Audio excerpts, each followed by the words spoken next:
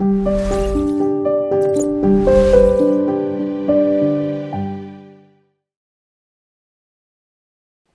Lord, thank you for this opportunity, this beautiful morning. Thank you for the Sabbath day you have given us, a day to spend with you, to get to know you.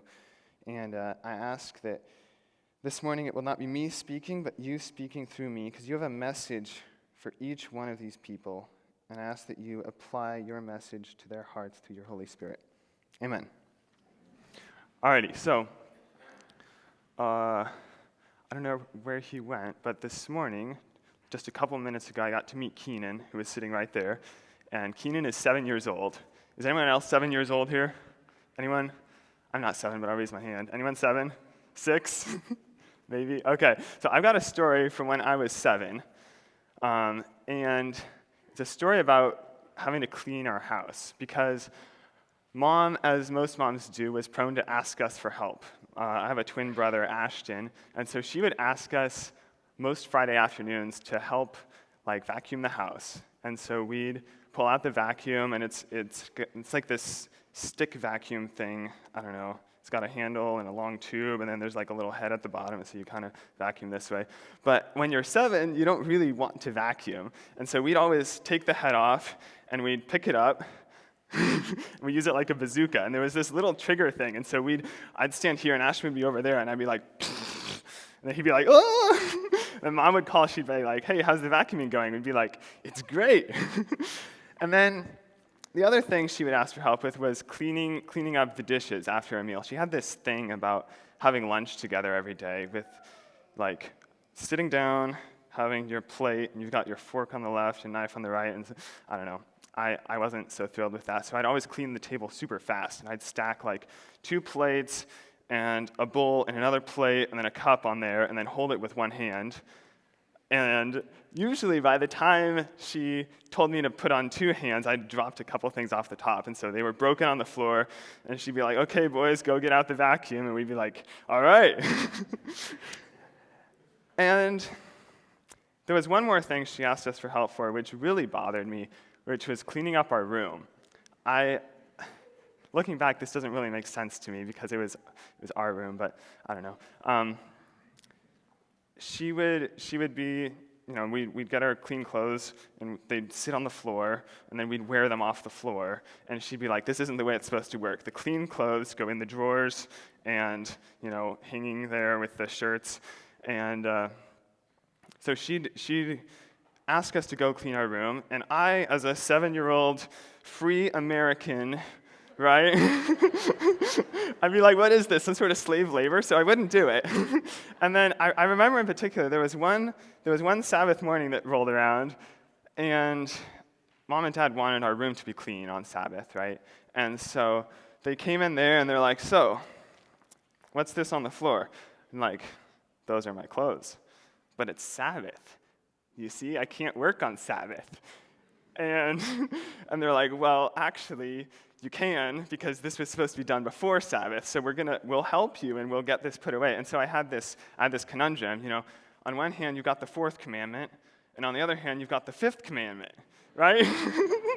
Guess which one I followed? Anyways, so with this in mind of how my parents, I'm sure all of your parents, worked with you and trained you to work, let's take a look at the parable of the talents. So, it comes in 2 places, the parable of the talents. Luke 19, Matthew 25. This morning, where did Grace go? I don't know. You read from Matthew 25. Thank you for doing that. It's a good story. I'm going to try and combine both accounts in one. I hope it kind of makes sense. So, let's begin. There's a village. And there's a master in the village who's got a bunch of money, and he decides to go and receive a kingship somewhere, I don't know. And he calls together 3 servants while he's gone, and he says, to you I'll give 1 talent, to you I'll give 2, and to you I'll give 5. Invest them while I'm gone. And he goes. And the villagers aren't so happy about him having the kingship, so they send a delegation after him saying, we don't like this guy, don't make him king. And meanwhile, the servants are here, one's got 1, one's got 2, one's got 5, and they're kind of watching him go, and they're watching the villagers who hate him And they're like, what do we do now? So the guy with one talent has a really bright idea. He says, well, I know that this master gave me a talent to invest, but I also know that my fellow villagers here really hate this master. So if I publicly ally myself with him, things aren't going to go so well for me. I'm going to lose friends. It's going to be a lot of hard work. And I don't even know if the guy's coming back. So I'm going to take this talent. I'm going to put it right here. I'm going to bury it. Right? And then if and when he comes back, I can give it to him just like he gave it to me. Plus, what right does he have to expect more of me than he gave to me, right? If I were to invest this and make a profit, he'd just take it all. So let me bury it, get on with my life. He can figure out his kingship stuff. Now, here along comes the second servant with 2 talents, and he's like, man, this master has been good to me. He's fed me and clothed me. He looks after my family. I've worked for him for years, and I've got an opportunity here. I've got these 2 talents, and I'm going to invest them to make him proud. So when he comes back, there'll be an increase. I can help him out. And so he gets to work. He stays up late, gets up early. He probably loses some friends. He gets some other people on board, starts a business. It's hard at first, but gets things rolling, and eventually he has 4 talents where he had 2. We all know much the same happens with the guy who had 5. He invests, puts in the work, he trusts his master, and he gets 10 talents. So the master comes back. He's like, so, how'd it go? I'm king now. What's the story? And so this guy with 1 talent is like, actually no, the guy with 5 talents starts. He's got the best story. He's like, so, you gave me 5 talents, right? 1, 2, 3, 4, 5. And here they are. And then I invested, and I have another 5. Here you go. And the master's like, oh, great job. You will join me. You'll be, joining my kingdom. You'll help rule and everything. And how'd it go for you, Mr. 2 Talent? And so the Mr. 2 Talent is like, well, now, you see, I'm Mr. 4 Talent. Here you go. And the master is like, oh, great job. Excellent. You'll join me, help run my kingdom. And the 1 talent guy is sitting here, and he's like, well, you see, I need a good story right now. What should I say? And so he says, well, Mr. Master, I was thinking about this, and I realized you're kind of cruel and exacting. I know that sounds wrong, but I've been watching you reap where you do not sow, you harvest where you sowed no seed. And so I was afraid of you, honestly. I'm like, I know this guy. He only gave me 1 talent. Frankly, I don't think he deserves more. And so I buried it, and here's the talent that you gave to me just as you gave it. It's still got the neat little bow on top with the I don't know, whatever, bag. And the master is like, what are you doing? If you knew that I reap where I did not sow and harvested where I sowed no seed, why didn't you at least give it to the bankers? I would have gotten it with interest. And the 1 talent guy is like, well, actually, that would have been a good idea. But anyways, the master's like, okay, enough with this guy. Take his talent, give it to the one who has 10. Now, you all know where I'm headed with this. But before we get to the application for ourselves, let's think about the difference between the servant with 1 talent and the servants with 2 and 5. Because I think there's more than just there's more difference between them than just their investment abilities. I believe that the one who was given 1 talent could have invested it just as well. It's just he didn't really want to. So when I look closely at his response, where did his response go here? Okay, so when I look closely at his response, we see the one who was given 1 talent, who did not invest, told his master, I feared you. I was afraid of you because I saw that you were expecting much of me, much which you did not deserve.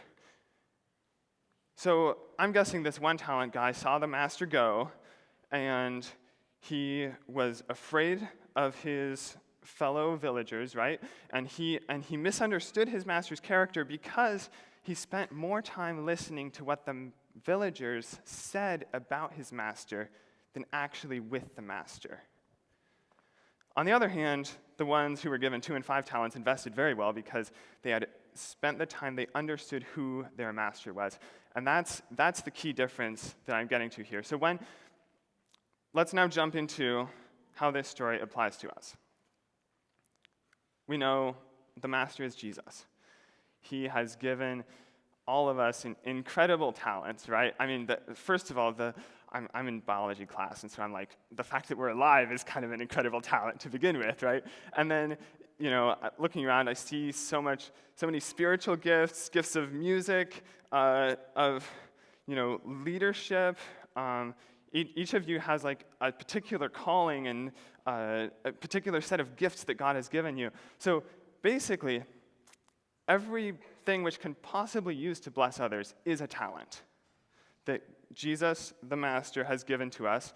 And now he's gone on a journey to receive the kingship, right? We see him go, we're like, see ya. Hopefully, right?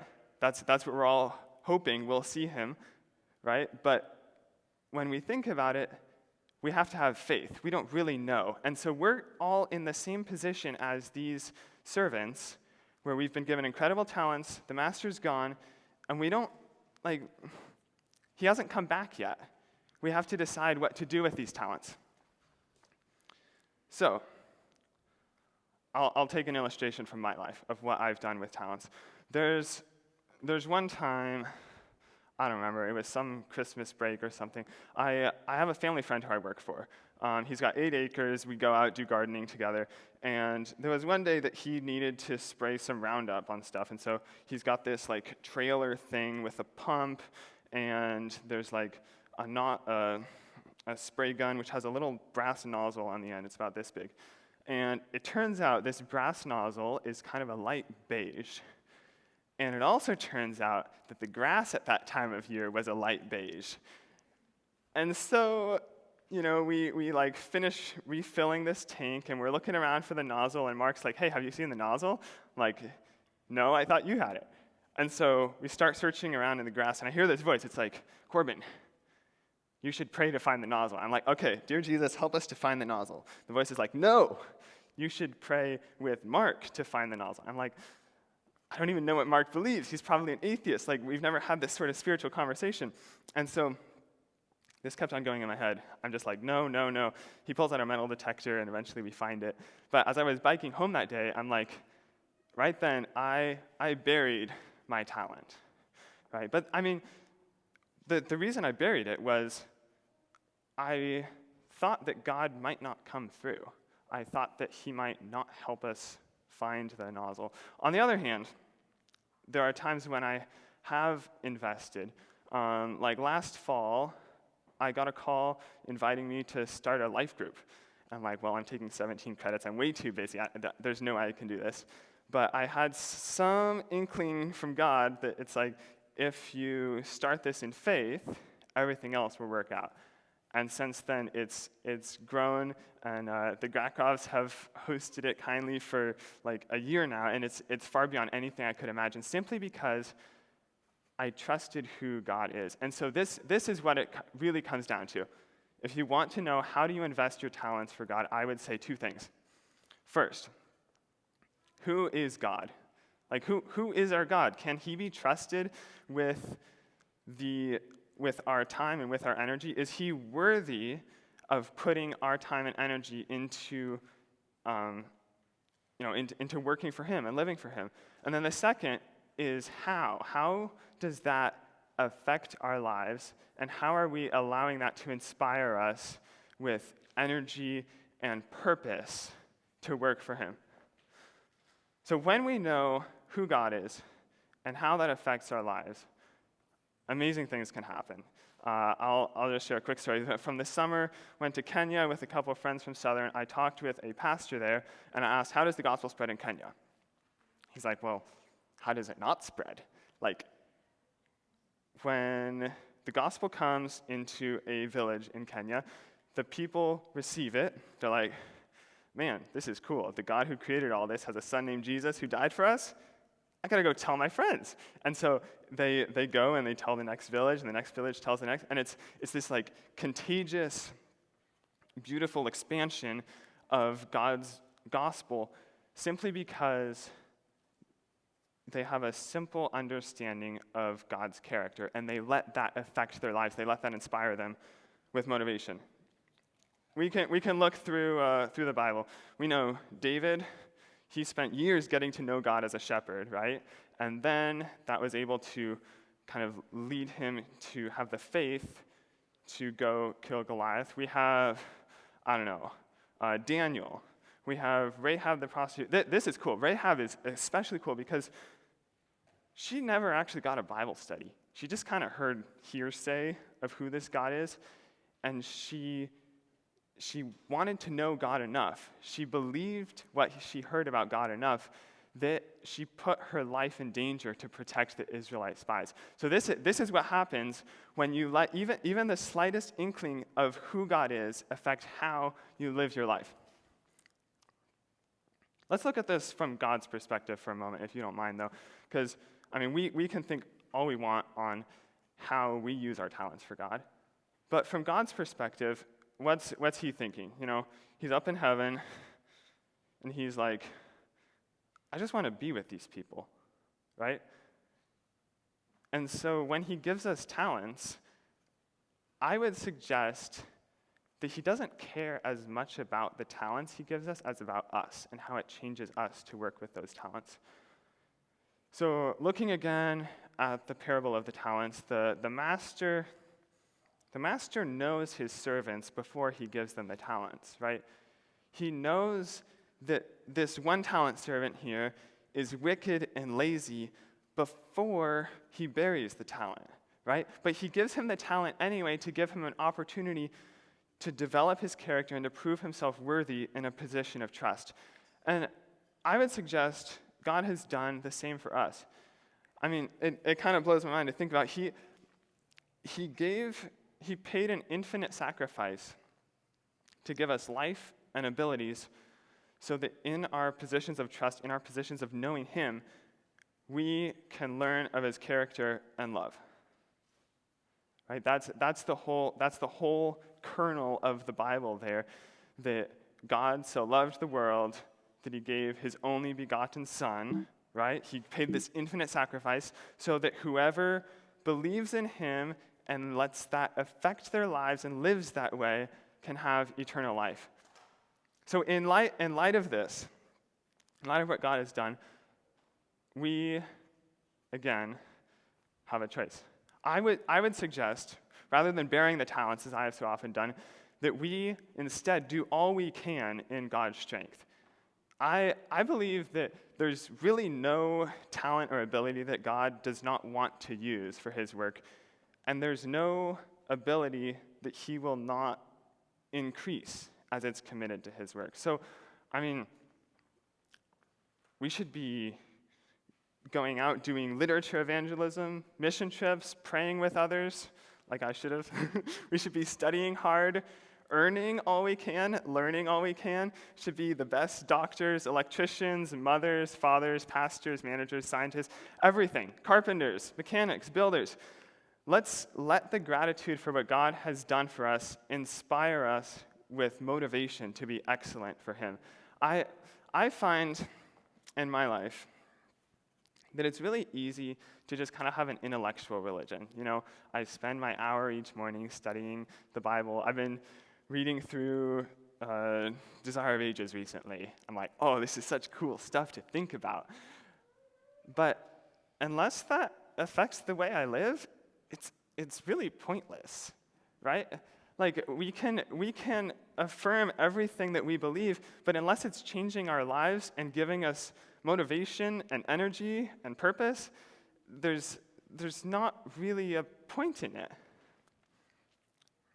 But while we're thinking about what we're doing with our talents, let's also remember that it's not up to us, that the point is God's character. Because honestly, we can't invest the talents ourselves.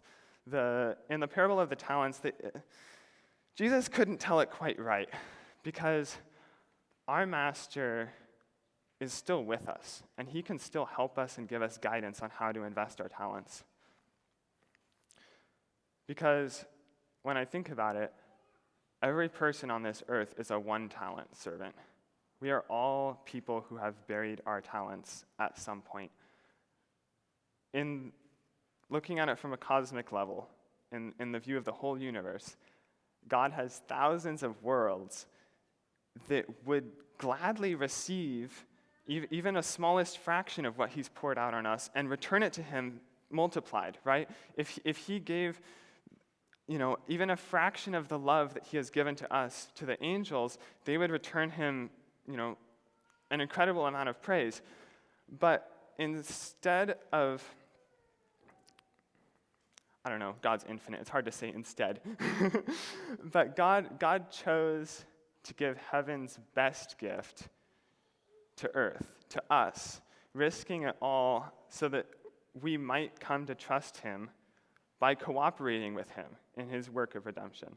So if we have to take a risk in investing our talents, if we have to stay up late studying and get up early, if we have to potentially lose some friends to step out there and have a spiritual conversation, if we have to endure pain and difficulty to be able to go on a mission trip, if we have to say no to some commitments, if we have to end some relationships that are pulling us the wrong way, let's remember that God gave up more, and he risked more to give us the opportunity of growing into his character. Because that's really the point, is for us to grow into God's character. So I'm just gonna return briefly to the stories of when I was 7, and looking back, I realize now that really my parents weren't primarily interested in getting the house clean. They weren't really interested in getting the dishes done or Ashton and I cleaning our room. Because if they were, they could have just vacuumed the house quicker, right? They could have just put away our clothes for us. They could have done the dishes. But they chose to involve us in the work so that we could learn and we could grow through that experience, right? They knew that things were going to get broken. And in the same way, God knows that we're going to mess up. He knows that we are going to, we're going to break things, honestly. We're going to misrepresent his character to the world. We're going to overstep the calling he has for us, or understep. And he knows that the work will go slower, but he has more in mind than a gospel gone to all the world, right? If he wanted to, he could just put the angels on it, right? And just say, okay, it's done. Everybody knows about me. They've all made their choice. But he wants us to be a part of it so that we can grow into his character. Because by joining in his work, we can develop his character. So, he asks each of us, knowing who I am, knowing from your own experience, who this master is, knowing from the Bible what I have done in history through people, knowing how much I love you and how much I gave so that you can have this opportunity to work with me, who do you want to become? He's asking each of us, will you join in my work that I can create in you, my character, so that I can bestow upon you the incredible love I have for humans, so that you can join in, frankly, the most incredible work possible, right? The work of redemption.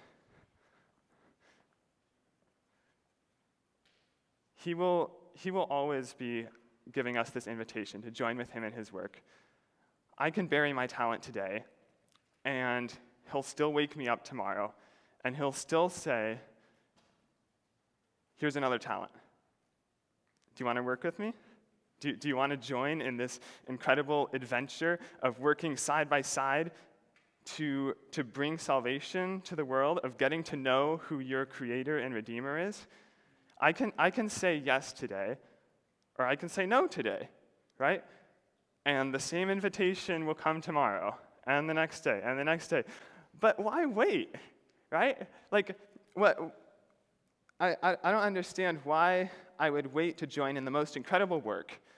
Would it be for maybe getting my grades a little better, or making a little more money, or continuing this really cool friendship I have, which is probably not the best idea? I mean, is there anything the world can offer which will be greater than joining with God in His work, right? So, He's coming to me, He's coming to each of you, and He says, knowing who I am, how will you let that affect your life? Are you willing to join in my work? Are you willing to turn your talents over to me so that I can work through you and develop in you my character? So I would encourage you, just right now in the silence, to pray and make a decision. You can say yes, you can say no. It's fine, He'll be back tomorrow, right? But I invite each of us to pray now for a minute.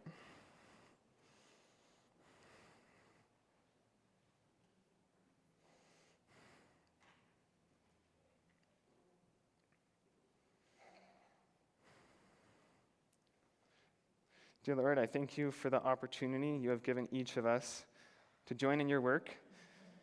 I thank you that you sacrificed it all so that we can become like you and you can be with us. I thank you that we do not have to fear the villagers around us because you are King and you will return as King. We love you, Lord. Amen.